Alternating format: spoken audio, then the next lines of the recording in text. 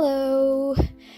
Join me on this lengthy creative journey of making this hand-embroidered Wednesday-themed patch to put on my Granny Square Wednesday-themed bag. So this is a design based off of one of Eugene's lines because, well, we love Eugene here. He's just the most wholesome little man. And we love bees here because, well, bees are great, bees are cute, and we need bees. Protect the bees, save the bees. But I'm going to use this video as a bit of an excuse to talk about my thoughts on Season 2. I know I'm way late to the party, but I am an average person with average responsibilities and average amounts of time, and I don't exactly have free time to be doing this sort of thing, and what else are we gonna do while we're waiting for Season 3? I really enjoyed Season 2, and I don't have a whole lot of complaints about it.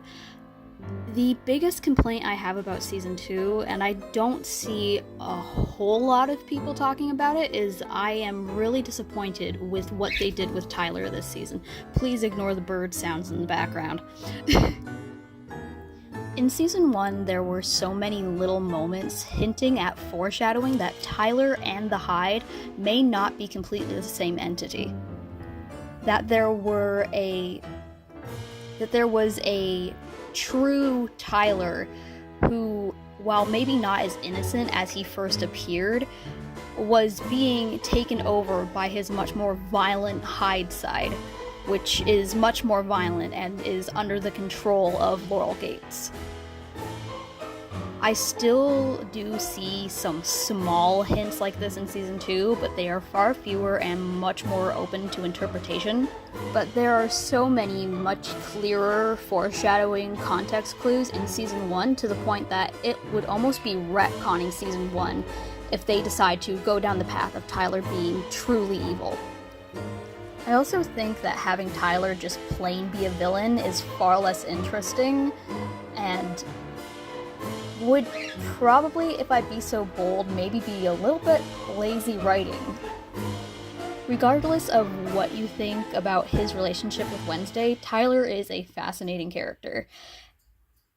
And the complexity of his character in figuring out who Tyler really is versus the Hide, and the manipulation of the Masters, is a big part of what makes his character so interesting and why so many people were so interested in him in Season 1.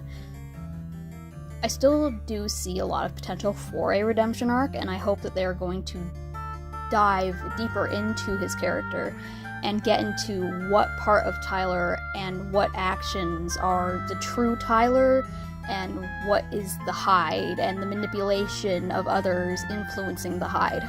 Personally, I think Tyler does have a dark soul, kind of like Wednesday, and he has a lot of trauma and a lot of anger, understandably so.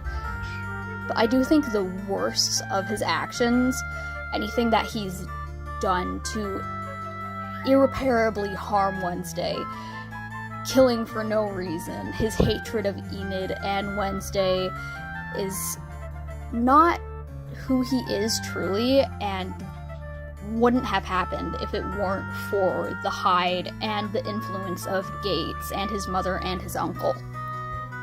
Does this mean he's completely innocent? Absolutely not. But it does make him a lot more victim than perpetrator.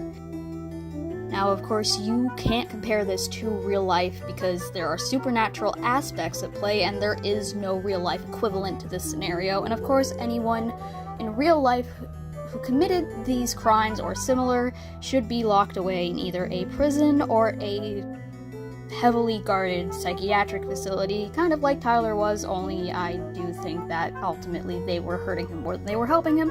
Anyways, I digress. People, calm down, it's just a show.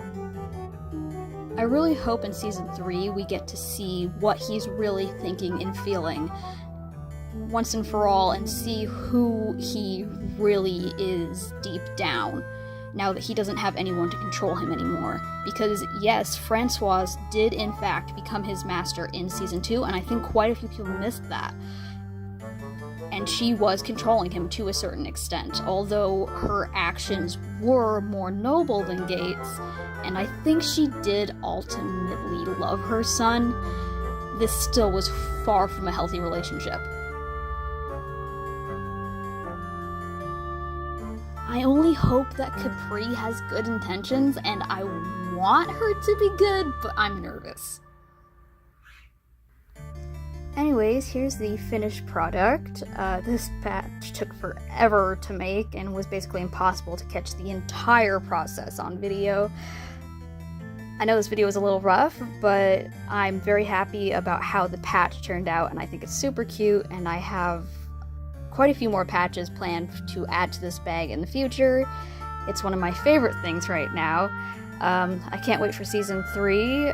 Feel free to talk about it in the comments. Anyways, be creative, be kind, always keep an open mind, and I will see you in the next one. Bye bye! Save the bees!